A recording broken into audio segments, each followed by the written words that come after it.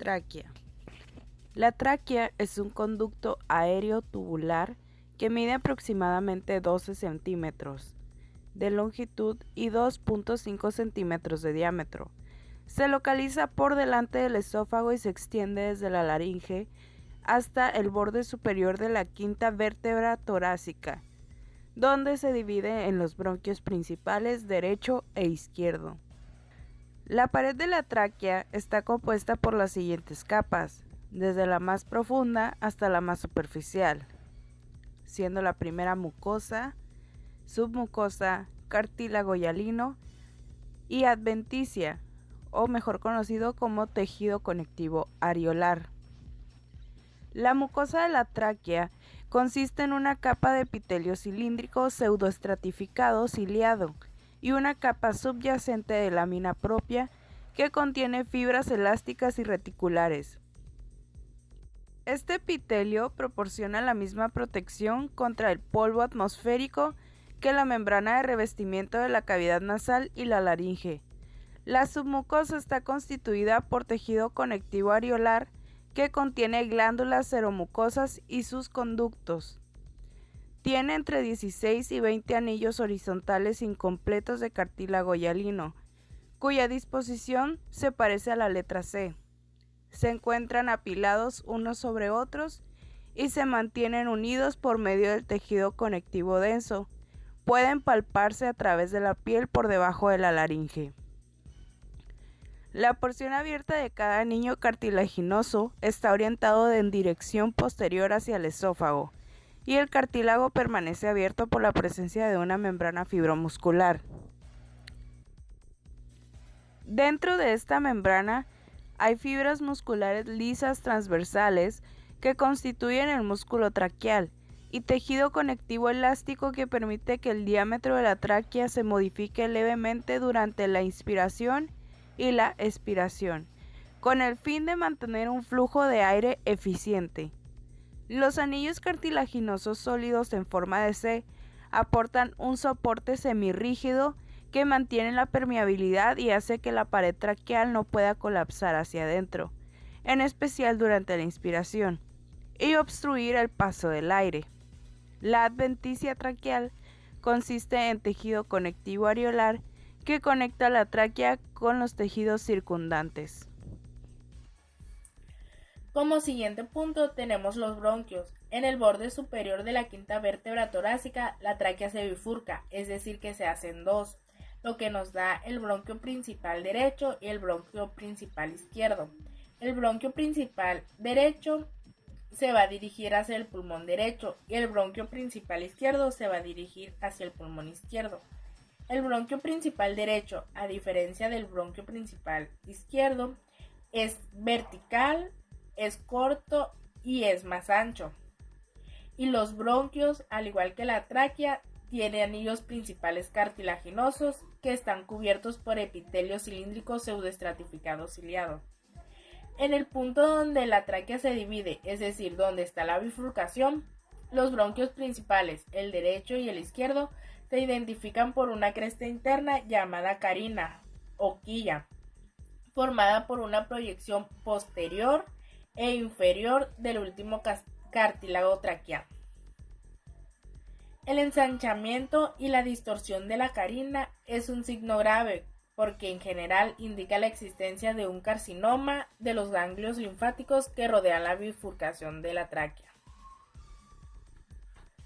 Al ingresar en los pulmones, los bronquios principales se dividen para formar bronquios más pequeños, que son los bronquios lobares o bronquios secundarios, uno para cada lóbulo del pulmón, que como ya sabemos, el pulmón derecho tiene 3 lóbulos y el pulmón izquierdo tiene 2 lóbulos. Los bronquios alveolares siguen ramificándose y originan bronquios aún más pequeños, los bronquios segmentarios o los bronquios terciarios, que se divide en bronquiolos. Los bronquiolos se ramifican varias veces. Los bronquiolos se ramifican varias veces y los más pequeños se dividen en conductos aún más pequeños denominados bronquiolos terminales. Los bronquiolos contienen células de Clara. Las células de Clara son las que protegen de los efectos nocivos de las toxinas inhaladas. que originan varios tipos de células del epitelio. Los bronquiolos terminales representan el final de la zona de conducción del aparato respiratorio. Es ramificación extensa a partir de la tráquea a través de los bronquiolos respiratorios. Se asemejan a un árbol invertido, o sea, en un árbol al revés, y suele denominarse árbol bronquial, que es como si tuviéramos un árbol de cabeza. A medida que la ramificación se hace más extensa en el árbol bronquial, pueden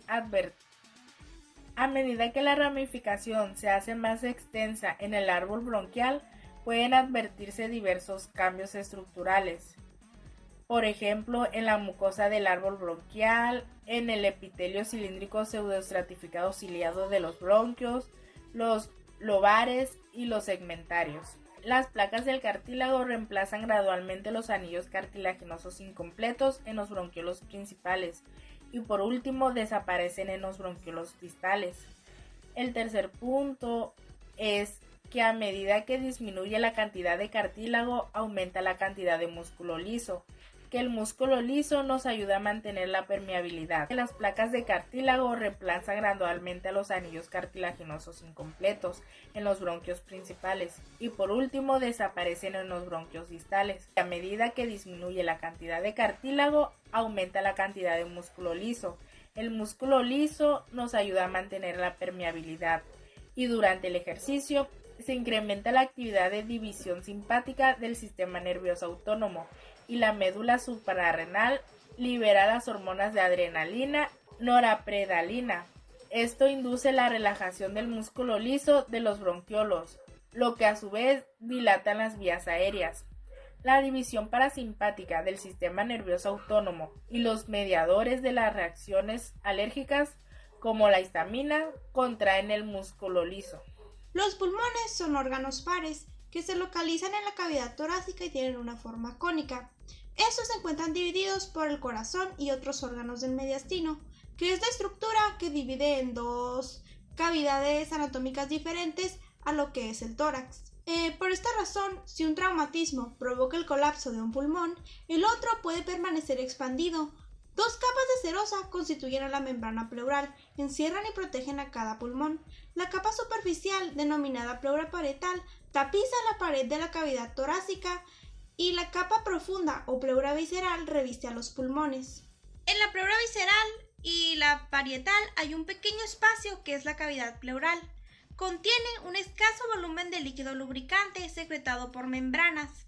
El líquido pleural reduce el rozamiento entre las membranas y permite que se deslice con suavidad una contra la otra. Durante la respiración, este líquido también hace que las dos pleuras se adhieran entre sí, como por ejemplo en una gota de agua entre dos portaobjetos, que es un fenómeno físico llamado tensión superficial. Los pulmones derecho e izquierdo están rodeados por las cavidades pleurales separadas. Los pulmones se extienden desde el diafragma hasta un sitio superior a las clavículas y están limitados por las costillas en sus caras anterior y posterior. La porción ancha en la cara inferior del pulmón, denominada base, es cóncava y tiene una forma complementaria a la superficie convexa del diafragma. La porción superior, estrecha del pulmón, es el vértice. La superficie del pulmón que toma contacto con las costillas, denominada superficie costal, concuerda con la curvatura rodeada de estas. La superficie mediastínica o medial de cada pulmón contiene una región llamada ilio, a través del cual el bronquio y los vasos sanguíneos pulmonares, como los vasos linfáticos y los nervios, entran y salen del órgano. Esas estructuras se mantienen unidas por medio de la pleura y el tejido conectivo y constituyen la raíz del pulmón. En su cara medial o interna, el pulmón izquierdo también presenta una concavidad, la incisura cardíaca, en la que se apoya el corazón. Dando espacio ocupado por el corazón, el pulmón izquierdo es un 10% más pequeño que el derecho. A pesar de que el pulmón derecho es más grueso y más ancho, también es un poco más corto que el izquierdo, porque el diafragma es más alto del lado derecho para dar espacio al hígado que se encuentra por debajo. Los pulmones llenan el tórax casi por completo. El vértice pulmonar excede la altura del tercio medial de las clavículas y esta es la única área donde se puede palpar. Las caras anterior, lateral y posterior de los pulmones se apoyan contra las costillas. Sus bases se extienden desde el sexto cartílago costal por debajo hasta la apófisis espinosa de la 10ª vértebra torácica por detrás. La pleura se extiende cerca de 5 centímetros o 2 pulgadas por debajo de la base, desde el sexto cartílago costal en la cara anterior hasta la 12ª costilla en la cara posterior. Por lo tanto, los pulmones no ocupan por completo la cavidad pleural en esta zona. Lóbulos, fisuras y lobulillos. Una o dos fisuras dividen cada pulmón en lóbulos. Ambos pulmones tienen una fisura oblicua, que se extiende en dirección anterior-inferior. El pulmón derecho también tiene una fisura horizontal. La fisura oblicua del pulmón izquierdo separa el lóbulo superior del lóbulo inferior. En el derecho, la parte superior de la fisura oblicua separa el lóbulo superior del inferior, mientras que la parte inferior de la fisura oblicua separa el lóbulo inferior del lóbulo medio, que está delimitado en la región superior por la fisura horizontal. Cada lóbulo recibe su propio bronquio lobar. En consecuencia, el bronquio principal derecho origina 3 broncos lobares llamados superior, medio e inferior, y el bronquio principal izquierdo da origen a los bronquios lobares superior e inferior. Dentro del pulmón, los bronquios lobares forman los bronquios segmentarios, que tienen un origen y una distribución constante. Hay 10 bronquios segmentarios en cada pulmón. El segmento de tejido pulmonar que efectúa el intercambio gaseoso, gracias a los gases aportados por cada bronquio segmentario, se denomina segmento broncopulmonar. Las lesiones bronquiales y pulmonares, como los tumores y los abscesos, que se localizan en un segmento broncopulmonar, pueden extirparse quirúrgicamente sin alterar demasiado el tejido pulmonar circundante.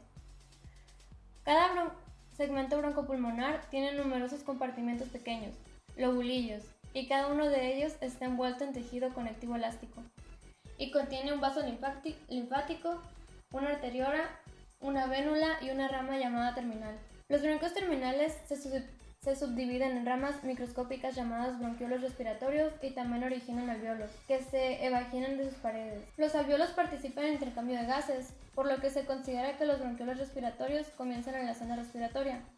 A medida que los alvéolos penetran en mayor profundidad en los pulmones, el revestimiento epitelial cambia de cúbico simple a pavimentoso simple. Los bronquiolos respiratorios se subdividen en varios conductos alveolares, compuestos por epitelios pavimentos simples. Desde la tráquea hasta los conductos alveolares hay alrededor de 25 ramificaciones. La ramificación de la tráquea en los bronquios principales se llama ramificación de primer orden. La de los bronquios principales en bronquios lobares se llama ramificación de segundo orden, y así sucesivamente hasta los conductos alveolares. Alvéolos. Alrededor de los conductos alveolares hay numerosos alvéolos y sacos alveolares. Un alvéolo es una evaginación con forma de divertículo revestido por epitelio pavimentoso simple y sostenida por una membrana basal elástica delgada. Un saco alveolar consiste en 2 o más alvéolos que comparten la desembocadura. Las paredes de los alvéolos tienen 2 tipos de células epiteliales alveolares. Las más numerosas son las células alveolares tipo 1, células epiteliales pavimentosas simples que forman un revestimiento casi continuo en la pared alveolar. Las células alveolares tipo 2, también llamadas células septales, son más escasas y se disponen entre las células alveolares tipo 1. Las delgadas células alveolares tipo 1 constituyen el sitio principal de intercambio gaseoso. Las células alveolares tipo 2, que son células epiteliales redondeadas o cúbicas, cuyas superficies libres contienen microvellosidades, secretan líquido alveolar, que mantiene húmeda la superficie entre las células y el aire. El líquido alveolar contiene surfactante, una mezcla compleja de fosfolípidos y lipoproteínas que disminuye la tensión superficial del líquido alveolar, lo que a su vez reduce la tendencia de los alvéolos a colapsar y de esta manera mantiene su permeabilidad. Los macrófagos alveolares, o células del polvo, están asociados con la pared alveolar y son fagocitos que eliminan las finas partículas de polvo y otros detritos de los espacios alveolares. También se pueden identificar fibroblastos que producen fibras elásticas y reticulares. Debajo de la capa de células alveolares tipo 1 hay una membrana basal elástica. Sobre la superficie externa de los alvéolos, la arteriola y la vénula del bolillo constituyen una red de capilares sanguíneos compuesta por una sola capa de células endoteliales y una membrana basal. El intercambio de oxígeno y dióxido de carbono entre los espacios aéreos en los pulmones y la sangre tiene lugar por difusión, a través de las paredes alveolares y capilares que juntas forman la membrana respiratoria. Desde el espacio aéreo alveolar hacia el plasma, la membrana respiratoria consta de 4 capas. Número 1. Una capa de células alveolares tipo 1 y 2 y macrófagos alveolares asociados que constituyen la pared alveolar. Número 2. La membrana basal epitelial por debajo de la pared alveolar. Número 3. Una membrana basal capilar que a menudo está fusionada con la membrana basal epitelial. Y número 4. El endotelio capilar. A pesar de tener varias capas, la membrana respiratoria es muy delgada, ya que solo tiene 0.5 micrómetros de espesor, alrededor de un 16avo del diámetro de un eritrocito, lo que permite la rápida difusión de los gases. Se estima que los pulmones contienen 300 millones de alvéolos. Irrigación pulmonar. Los pulmones reciben sangre mediante 2 grupos de arterias, las arterias pulmonares y las arterias bronquiales. La sangre desoxigenada circula a través del tronco pulmonar, que se divide en una arteria pulmonar izquierda para el pulmón izquierdo y una arteria pulmonar derecha para el pulmón derecho. El regreso de la sangre oxigenada al corazón se lleva a cabo a través de las 4 venas pulmonares que desembocan en la aurícula. Una característica exclusiva de los vasos pulmonares es que se contraen en respuesta a la hipoxia, localizada en todos los demás tejidos del cuerpo. La hipoxia induce la dilatación de los vasos sanguíneos en un intento de aumentar el flujo de sangre. En cambio, en los pulmones, la vasoconstricción inducida por la hipoxia desvía la sangre pulmonar de las áreas mal ventiladas a las regiones menor ventiladas para lograr un intercambio de gases más eficiente. Este fenómeno se denomina acoplamiento entre la ventilación, la perfusión, porque la perfusión de cada área de los pulmones se modifica en función del grado de ventilación de los alvéolos en esta zona. Las arterias bronquiales, que son ramas de la aorta, transportan sangre oxigenada hacia los pulmones. Esta sangre irriga las paredes de los bronquios y los bronquiolos. Sin embargo, hay conexiones entre las ramas de las arterias bronquiales y las ramas de las arterias pulmonares, y la mayor parte de la sangre retorna al corazón por medio de las venas pulmonares. Sin embargo, parte de la sangre drena en las venas bronquiales, que son ramas del sistema ascigos, y vuelve al corazón a través de la vena cava superior. El drenaje linfático de los pulmones. Los vasos linfáticos tienen su origen en los plexos linfáticos subpleurales, superficiales y profundos. Toda la linfa del pulmón sale por la raíz del pulmón y drena en los nódulos linfáticos traqueobronquiales superiores o inferiores. El lóbulo inferior de ambos pulmones drena en los nódulos traqueobronquiales inferiores de la carina, situados centralmente, drenando principalmente en el lado derecho. Los otros lóbulos de cada pulmón drenan sobre todo en los nódulos linfáticos traqueobronquiales superiores o homolaterales. Desde aquí, la linfa atraviesa un número variable de nódulos paratraqueales y entra en los tronquios broncomediastínicos. Nervios de los pulmones y de la pleura visceral. Los plexos pulmonares derecho e izquierdo, anteriores y posteriores a la raíz de los pulmones, reciben aportaciones simpáticas de los troncos simpáticos derecho e izquierdo y aportaciones parasimpáticas de los nervios vagos, que son derecho e izquierdo. Después de aportar las fibras al plexo pulmonar posterior, los nervios vagos continúan inferiormente y forman parte del plexo esofágico, a menudo perdiendo su identidad y volviendo después a formarse para constituir a los troncos vagales anterior y posterior. Ramos de los plexos pulmonares acompañan a las arterias pulmonares y especialmente los bronquios hasta el interior de los pulmones. Por último, tenemos esta tabla que es el resumen de lo que abarcó nuestra exposición. En estructuras tenemos la tráquea, que contiene un epitelio cilíndrico pseudoestratificado ciliado. Tiene células calciformes y su característica es que es vía para el pasaje del aire. Contiene anillos cartilaginosos en forma de C que mantienen la permeabilidad de la tráquea. Los bronquios. Tenemos bronquiolos primarios, bronquios lobares y bronquios cementarios. Los tres tienen un epitelio cilíndrico pseudoestratificado ciliado, tienen células calciformes y son vías para el pasaje del aire. Contiene anillos cartilaginosos en forma de C para mantener su permeabilidad. Los bronquiolos más grandes tienen un epitelio cilíndrico simple ciliado, tiene células calciformes y también son vía para el pasaje del aire. Contiene más músculo liso que en los bronquios. Los bronquiolos más grandes tienen un epitelio cilíndrico simple ciliado, no tiene células calciformes y su característica es que es vía para el pasaje del aire. Contiene más músculo liso que en los bronquiolos más grandes. Los bronquiolos terminales tienen un epitelio cilíndrico simple no ciliado, no tiene células calciformes y su característica es que es vía para el pasaje del aire. Contiene más músculo liso que en los bronquiolos más pequeños. Los bronquiolos respiratorios tienen un epitelio cúbico simple, no tiene cilios, no tiene células calciformes también. Su característica es que es vía para el pasaje del aire e intercambio gaseoso. Conductos alveolares. El epitelio es que es pavimentoso simple, no tiene cilios y no tiene células calciformes. Su característica es que es vía para el pasaje del aire, intercambio gaseoso. Tenemos a los bronquiolos respiratorios con un epitelio cúbico simple, no tiene cilios, no tiene células calciformes y su característica es que es vía para el pasaje del aire e intercambio gaseoso. Los conductos alveolares tienen un epitelio pavimentoso simple, no tiene cilios y no tiene células calciformes. Su característica es que es vía para el pasaje del aire, intercambio gaseoso, produce surfactante.